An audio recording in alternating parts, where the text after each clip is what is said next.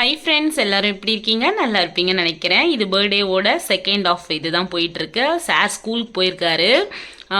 Sir ஸ்கூல்லேருந்து வரத்துக்குள்ளே அவருக்கு எனக்கு ஆர்டர் பண்ணிட்டு போயிருக்காரு. என்னென்னா, எனக்கு என் ஃப்ரெண்ட்ஸ்லாம் வருவாங்கம்மா, எனக்கு கிட்கேட் கேக் வேணும் அப்படின்னு சொல்லிட்டு ஆர்டர் பண்ணிட்டு போயிருக்காரு. ஸோ நம்ம 2 கிலோவில் கிட்கேட் கேக் தான் பண்ண போகிறோம். அவருக்காக ஸ்பெஷலாக ஒரு விஷயத்தை கொண்டு வந்திருக்கேன். இதான் ஃபஸ்ட் டைமும் பண்ணுறேன் இந்த கேக்கை. ஸோ பிள்ளைக்காக பண்ணுறது ஸ்பெஷலாக தானே இருக்கும்.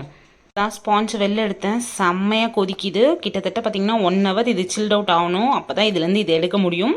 அதுக்கப்புறமா இதுக்கு தேவையான பொருட்கள்லாம் சேர்த்து வச்சு தலைக்கு பிடிச்ச மாதிரி கிட்கேட் கேக், அதாவது அவருக்கு வெண்ணிலா ஃப்ளேவர் தான் பிடிக்கும். பட் அவர் என்ன சொன்னார்னா, அம்மா என் ஃப்ரெண்ட்ஸ்க்கெலாம் நான் கிட்கேட் கேக் கொடுக்கணுமா, ப்ளீஸ்மா எனக்காக செஞ்சு தரீங்களா? குழந்தை வாயை திறந்து கேட்டதே இல்லை. சரி, அவனுக்காகவும் ப்ளஸ் பெரியவன் ரொம்ப ரொம்ப சேடாக போயிருக்காரு. எப்படின்னா, அவருக்கு என்ன வாங்கி கொடுத்தாலும் தம்பிக்கு வாங்கி செஞ்சுட்டாங்களே, அம்மா நமக்கு செய்யலையே அப்படின்ற ஒரு ஏக்கம். ஸோ அவனுக்கு சாக்லேட் கேக்னால் ரொம்பவே விருப்பம். சரி, அவனுக்கும் சேர்த்து உனக்காக சேர்த்து தான்ப்பா பண்ணியிருக்கேன்னு சொல்லி அவன் மனசை அப்படியே சாந்தப்படுத்துவோம். ஸ்பெஷலாக கேட்டது என்னென்னா, அம்மா எனக்கு கிட்கேட் கேக் செஞ்சு தாங்க அப்படின்ட்டு. ஸோ இப்போ இதை எல்லாத்தையும் கவர்லேருந்து எடுத்து பிச்சு வைக்கணுங்க. அவனுங்க வரத்துக்குள்ளே இதெல்லாம் காப்பாற்ற முடியுமான்னு என்னன்னு தெரியல. ஸோ எல்லாத்தையும் பிரித்து வச்சுட்டு அந்த கேக்கோடு ஜாயின் பண்ண போகிறோம். ஃபினிஷிங் எப்படி வருதுன்னு பார்க்கலாம். அதுவும் குழந்தைக்காக பண்ணுறது ஸ்பெஷலாக தாங்க தெரியுது. என்னதான் நம்ம அவங்களோட சின்ன வயசு, அதாவது ஃபஸ்ட் பர்த்டே செலிப்ரேட்டை அவங்களுக்கே தெரியாத போது எவ்வளோ காசை கொடுத்து நம்ம செலவு பண்ணியிருந்தாலும் அது பெருசாகவே தெரியாதுங்க அந்த குழந்தைக்கு. அது எனக்கு இப்போ தான் தெரிஞ்சிச்சு.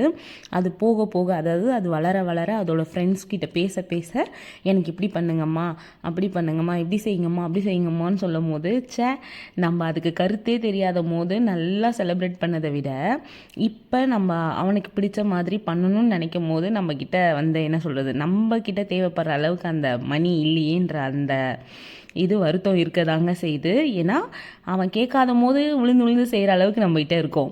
அவன் கேட்கும் போது நம்மகிட்ட செய்கிற அளவுக்கு அப்போ, அதாவது அந்த டைமில் இருக்காது. ஆனாலும் நமக்கு குழந்தையோட மனசை கஷ்டப்படுத்தாத அளவுக்கு நம்ம, அதாவது அம்மாவால் எவ்வளோ முடியுமோ அதை கண்டிப்பாக நம்ம எல்லாரும் செய்வோம்னு நினைக்கிறேன். ஏன்னா நானும் அப்படிதாங்க.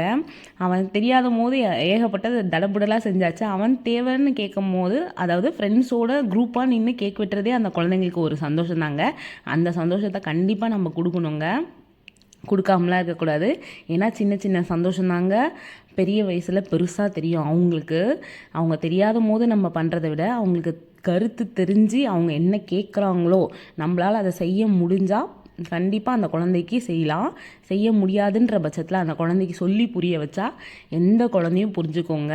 சொல்கிற விதம்தான் இருக்குது. ஏன்னா நான் இப்போ அவன் வளர வளர நிறைய தெரிஞ்சுக்கிறேன். ஏன்னா பெரியவனை விட பார்த்திங்கன்னா சின்னவன் பொறுப்பாளி. பொறுப்புனா பொறுப்பு. ஒரு பொம்பளை பிள்ளை மாதிரி எனக்கு உண்மையாகவே கடவுள் கொடுத்த கிஃப்ட்டு தாங்க இவன் எனக்கு. ஏன்னா எந்த இடத்துலையும் நான் அந்த குழந்தை கேரே பண்ண மாட்டேன். என்னடா இவன் இப்படி சொல்கிறாளே நினைக்காதீங்க. உண்மையாகவே பெரியவனை நான் ரொம்ப ரொம்ப இன்னும் சின்ன பிள்ளையாக பார்க்குற மாதிரி அவன் பண்ணுவான். ஆனால் இவன் மட்டும்தாங்க எங்கள் வீட்டில் பெரியவன் மாதிரி நடந்துக்குவான், பொறுப்பாகவும் நடந்துக்குவான். நான் ஏதாவது விட்டுட்டு வந்தாலோ, நான் ஏதாவது அந்த இடத்துல எடுத்துகிட்டு வரல அப்படின்னாலும் இந்த குழந்தை தாங்க தேடி கண்டுபிடிச்சி, அம்மா இது நம்மளுது, அம்மா இது நம்மளுது, இது நம்ம வீட்டுதுன்னு சொல்லி பொறுப்பாக இருக்கும். இந்த பொறுப்பால் பிள்ளையை எனக்கு கொடுத்ததுக்கு கடவுளுக்கு நான் நன்றி சொல்லியே ஆகணுங்க.